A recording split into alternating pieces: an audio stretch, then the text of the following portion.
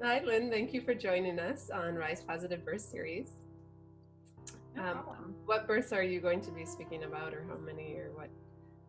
Tell us more. So, two actually. So, my first daughter in 2016, and then my second daughter, who was born here in Dubai just 2 months ago in June. Oh, congrats. Okay. So, what would you like to start with? Were they both positive experiences for you? Yeah, they really were.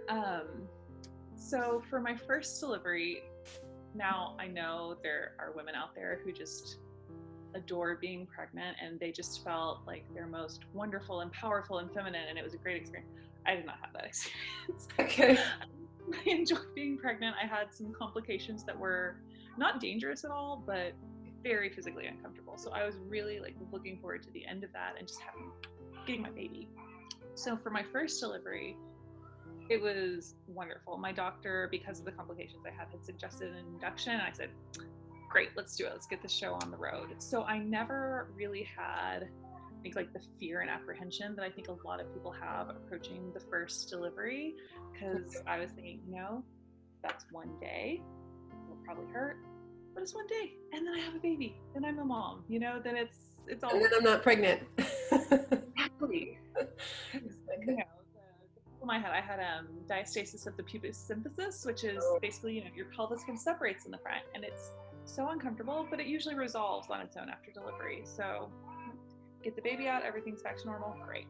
okay. So that was a really great day. I mean, we knew it was coming. We were all prepped. I was able to, I went to the salon the day before because it's like I get a little me time before Yeah. I'm in the newborn phase, got a blowout, showed up to the hospital. I was like, great, everything is good. And the induction, it went really smoothly. My doctor just barely made it in time because it went a lot faster than we expected, Okay. which was always nice.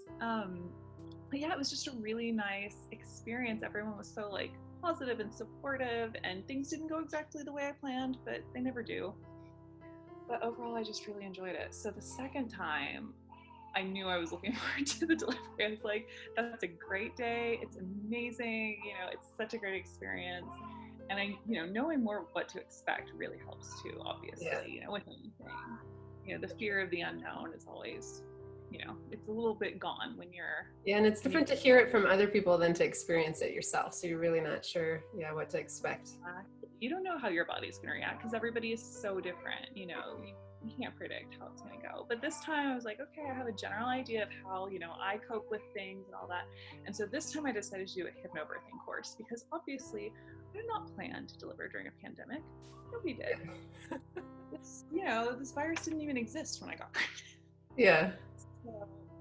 So that kind of threw me for a loop. I had a lot of anxiety during the pregnancy because of that. And so I decided to do a hypnobirthing course because I had read about it before and I knew the basic principles, but I felt like, maybe actually doing the course would give me some tools to help cope better, since I wasn't going to be allowed to have a doula with me. Because, at the time that I delivered, it was, only one person in the room with you. So obviously my husband. So I did the hypnobirthing course and I thought that was actually really helpful for me. And then it was kind of the same thing. I actually did schedule an induction this time. I wanted to wait to go into labor naturally because I didn't have the same complications. Okay. But I was just so tired of being pregnant at the end. So I scheduled the induction and immediately I was like, being tired of this is not a good reason for that. Immediately after you started the induction, you mean?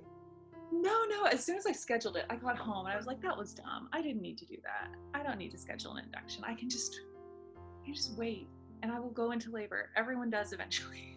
Okay, yeah.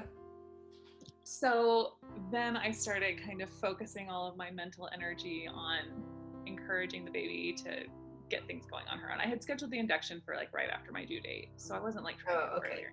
Okay. It's like, you know what? It's fine. I'll make it happen on my own. And then the day I was supposed to go to be induced, labor started. So, Okay. yeah, on my own. So that was very, very exciting for me. Okay. So yeah. All right. Yeah. So labor started in the morning, and I was so excited. I was like, yes. Every time I had a contraction, I was like, it's happening. In good mood and all of this, which is totally the opposite of whatever it tells you about birth. Anytime you see it in the movies or people talk, oh, it's going to hurt. It's going to be so terrible. You're going to be, no, none of that for me. I was just looking forward to it so much. So, you know, we dropped my older daughter off with her grandparents and came back home to kind of wait for go time. And, you know, I went for some walks. I FaceTimed with my parents and gave them all the updates because they weren't able to come because of COVID, obviously. Yeah. And then we got to the hospital and I was a little shocked how quickly things happened. You know, we got there at a little after 7 and she was born at 8:45. Wow. Okay, So, great. yeah. So you waited a proper, how long were you home for that you were in labor? So the contractions started at 4 a.m., but they were pretty spaced out. It was like every 15 minutes all day long. Okay. And so then around like 6:30, I think, they started getting less than 10 minutes apart. And I said, okay, now we'll go. So that was You a know, full 12 hour or 14 hours, I guess, up to 6 Yeah. at night. Okay. Yeah, they stopped in the middle when we left to go drop our daughter off at her grandparents' house because I got out of my little bubble and there was a lot more going on. So my body kind of shut down the labor at that point and I didn't have any contractions for an hour or two in the middle. Okay. But then as soon as I got back home, everything got going again. Okay. So it's really nice. Yeah. I was worried that getting to the hospital, like the whole process of driving there and checking in and all of that would slow things down. But I think because I had, you know, spent so much time thinking about how it would go and like focusing my mental energy on it, as soon as we got like to the hospital, we got checked in, I got settled into my room, boom, my water broke and there we go. It was time. It was push time. So you don't feel there was like that slowdown period. It stayed kind of active throughout the whole thing. Yeah, definitely for me. I think part of the thing is I know a lot of people slow down their labor when they get to the hospital because there's a lot more anxiety about hospitals in general, which is why so many people, it's so much better to have like a birth center available. For me, I've never really had that negative association with hospitals. You know, I think of it as long as there have been people, we have been trying to find ways to help each other when we get sick or when we're injured, when we're having babies, all of these things happening. Mm-hmm. And a hospital is, you know, the result of many thousands of years of people building on that and trying to help each other. And unfortunately now they're also a business, which is what leads to a lot of the things that stress people out. But I was happy to be there. I would have preferred to be in a birth center, but you know, I was like, this is where it's all going to happen. There are people here who can help me if things, you know, go weird. But this is it. I was like, this is where I'm coming and I'm going to meet my baby. And so I think that's a big part of the reason why my labor, you know, really like shot off as soon as I got checked in there. Because I was like, I know, okay, we're here. It's time. Everything's set. Everything's in place. It's so interesting, like I wonder how much of the mental, like what you were thinking about was like, okay, let's go now. I'm ready. Like we're here. This is the last stop. I was so worried about like my water breaking at home or in the car, especially because we had borrowed a car from a family member for the end of my pregnancy because getting in and out of my car, it was too low to the ground. So we borrowed an SUV. It was like, my water can't break in somebody else's car. Were you sitting on towels? Did you like prepare that way? Okay. Yeah. The last 2-3 weeks, I had towels on the seat just in case. It's like, that's a great idea. Yeah. And and then we got checked in. I was in the room. Water broke then. I was like, perfect. Good timing. Good. So yeah, everything went really well. I mean, there's like definitely some things that, like, if I could have gone back and said what would be the perfect birth, there's things I would have changed. Like my doctor wasn't able to make it in time because it all happened so fast. I would have preferred to have her there. Okay. You know, the doctor on call was not my favorite. Okay. You know, but generally, you know, it was just really nice. Like I felt like I was in control the whole time. You know, my husband kind of knew what to do to support me. Everything just, you know, it all went smooth, even when there were things that they're like, you know, we're a little concerned about this, but then they handled it. And so I could focus on my part. Okay. Getting that baby out. And staying relaxed, I suppose. So what you mentioned that your husband knew what to do. What were things like, how did he prepare? And how? So I had him do some of the hypnobirthing videos with me because I did an online course. I wish I had him do a little bit more so he would understand a little bit more about like the kind of hormonal and mechanical aspects of what's going on, because he didn't really get, you know, the role of like oxytocin in labor, right? Which was one thing that was really covered in the hypnobirthing courses. He was saying when we went to drop our daughter off at his parents' house, like, well, let's just stay there until it's time to go to the hospital. No, that's not how this works. Okay. You know, that's not my safe bubble where I feel like I can, you know, fully relax and let things happen, you know?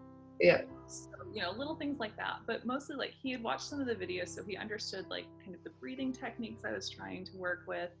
Okay. And I also just told him, you know, on the way there, I was like, if you ever don't know what to do, just hold my hand and tell me I'm doing great.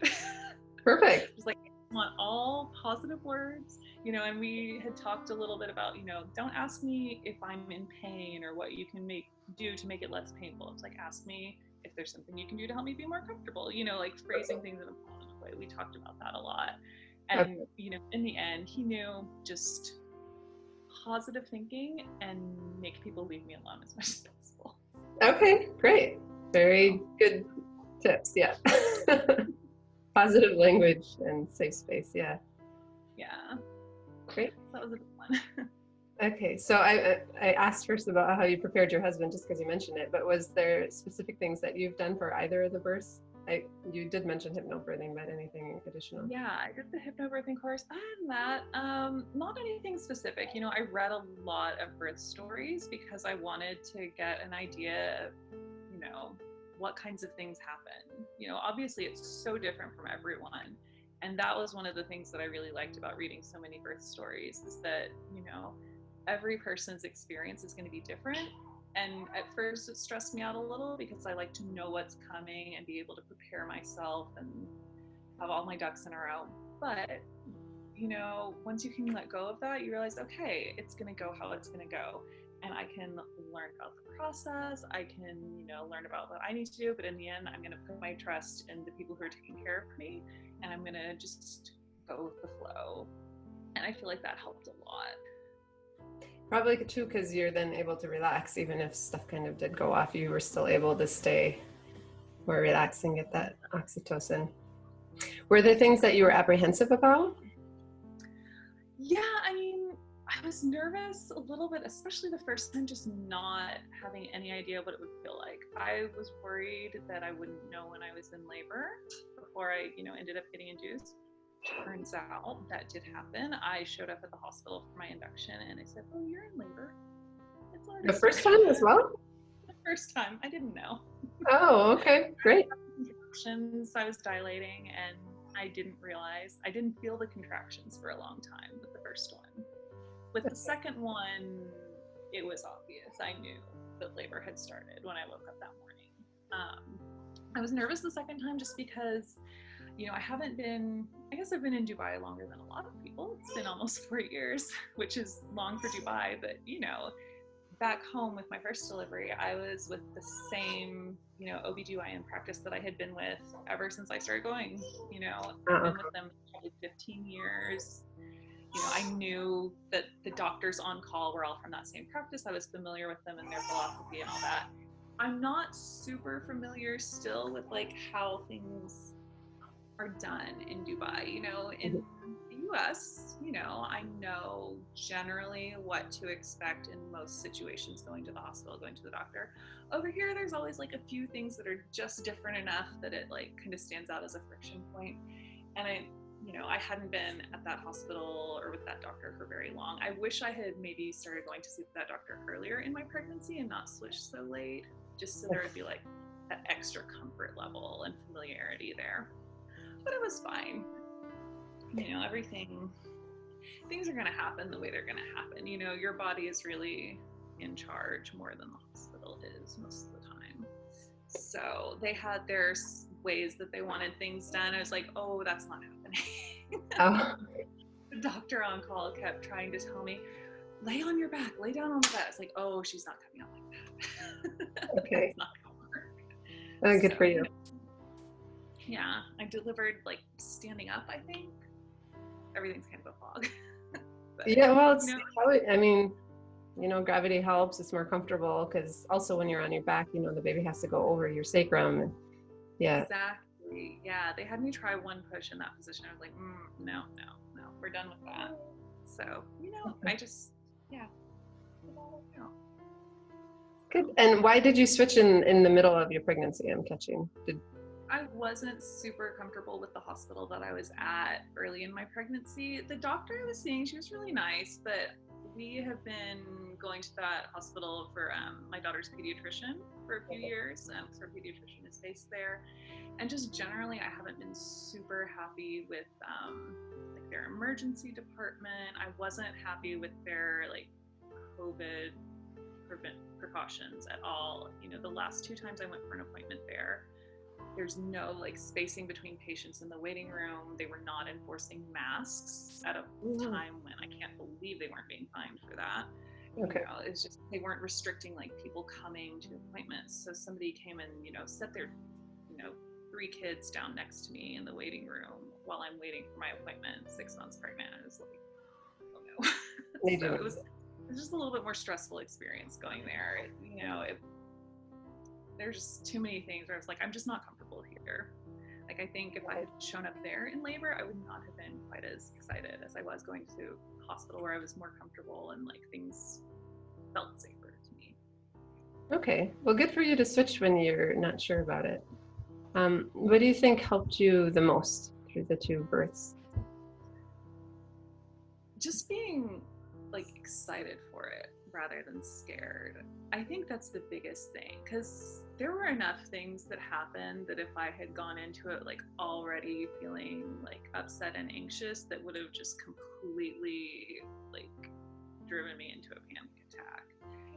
There were times when they were saying, oh, her heart rate is not reassuring, or oh, you're bleeding more than we expect, like things that happen, and it's not necessarily always something that means there's a problem. It's just something is slightly different from what our checklist says, and so we need to do some extra monitoring or whatever check to make sure things are fine.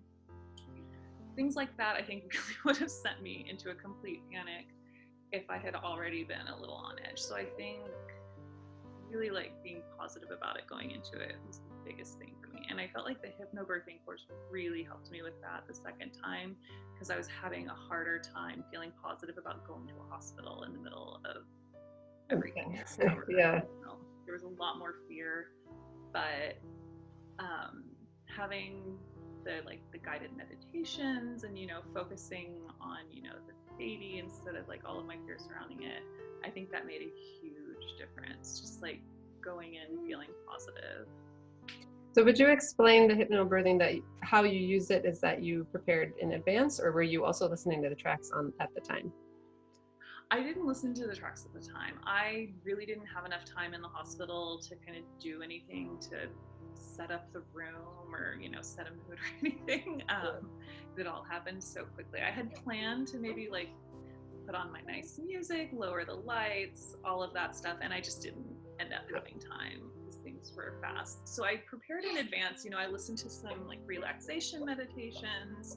I went through all of the videos about like the science behind what's happening to your body while you're in labor and all of that, so I could because for me that helps. If I'm start to feel anxious, I have something I can focus on. I'm like, this is what's happening and this is what leads to this, and that's soothing for me to like have as much information as possible. So I felt like that helped a lot. And also just being able to see so many different people talking about like, this is how my birth went and it was wonderful, just all of that like reassurance and positive reinforcement, I felt like was really nice. Great. Was there anything that surprised you about the whole experience either time? I was surprised how fast it went. The second time, or both? Oh my gosh. The first time it was 4 hours of active labor, and I was the first mom being induced. I thought, surely we're in this for the long haul. At one point I told them I wanted an epidural because I had been in active labor for about an hour and a half at that point. And I was like, you know what? I'm not going to do this for 12 more hours. That's too much. It's, I can't handle that for that long. And then, as soon as the epidural finally got placed and was working, it was less than an hour before she was born. And I'm like, well, okay, I guess I could have done that. Well, you just don't know. Yeah. Yeah, you have to know how it's going to go. It was super surprising for me. I did not expect that, just especially the second time I was a little bit more prepared. I was like, oh, okay, things will move quickly. I had a quick labor last time. I'm more likely to have a quick labor this time as well. But when we checked into the hospital, the midwife who admitted me did all, the checks and everything. She felt my belly. She put a monitor on me for a few minutes, all that. And she left the room to go do something else. Before leaving, she said, you have to tell me, press this button and yell from the door if you feel the urge to push. I was like, I just got here. Yeah. She knew what was up. How did you feel after your births? Amazing. Honestly, there was like this just a rush of every positive emotion you can imagine that just lasted for 2-3 days. I wanted to call everybody I knew and tell them, come look at this amazing baby that I have. Look what I did. I was proud of myself and just in love. And I think with my first delivery, within probably an hour and a half after she was born, we had my entire family, my parents, all my siblings, and my cousin's parents and his brother, all in the delivery room to meet the baby. I wanted no one around when I was in labor and delivering, but as soon as she was out, I was like, everyone come meet this baby. So that was really, really nice. I loved having everyone there that quickly. So obviously it was different the second time. The first time we were all in Austin. My family lived in Austin. My husband's brother lived in Austin at the time, and his parents had flown in for the delivery. So we were able to have everybody there and have that big family bonding moment, which was so amazing. And then this time, none of that, because all the COVID precautions. So it was just me and my husband. We couldn't even bring our daughter yet, our older daughter. But it was really nice. It was peaceful. It was so different from the first time. I was so excited and hyped up, and I wanted everybody around, and I wanted to, share this miracle with everyone. But I didn't get any sleep. Yeah. I don't think I got a shower until we got home. So this time it was a lot more peaceful. It was just us. And I really did like that as well. It was so nice to have just our little bubble with the three of us. I still had that adrenaline surge, and I still didn't really sleep for the first 2 days because I was just too excited. I think that kind of happens either way. But, both ways were really nice. I don't think we're going for a third, but if we did, I don't know if I would want everybody to come or not. There's advantages both ways. I felt so good after both of my births. Amazing. Last thing is, do you have other advice for mothers? Do a hypnobirthing course. Honestly, it's so worth it. It'll give you so many different ways to help you be excited and be happy about it instead of being nervous, which I know a lot of people really are. And find a place to have the baby where you feel comfortable. That's such a big thing. It's being comfortable in the space. You want to go there before you show up in labor. Go for a tour. Go, have some appointments there if you can. And if you, obviously not in Dubai yet. We don't have a birth center option, but I do feel that would have been such a nice thing to have here, just to have some place that feels a little bit more cozy and comforting. Hospitals are not always the most comforting places for most people. Although I do think, since that is the case here, thinking about how nice it is to have all that help in one place, it's a good thing to kind of mentally prepare with, in addition to everything else, positive. Think about, oh, there's a cleaning staff. I don't have to worry about that. There's someone who will bring me food. The nurses will help me in the middle of the night if I need it. So, trying to focus on the positive aspects, I think, just makes the biggest difference in preparing yourself that way. But thanks so much, Lynn. It was great to hear your stories. Yeah, it was really nice to talk to you. Thanks so much, Lynn, and thanks for sharing.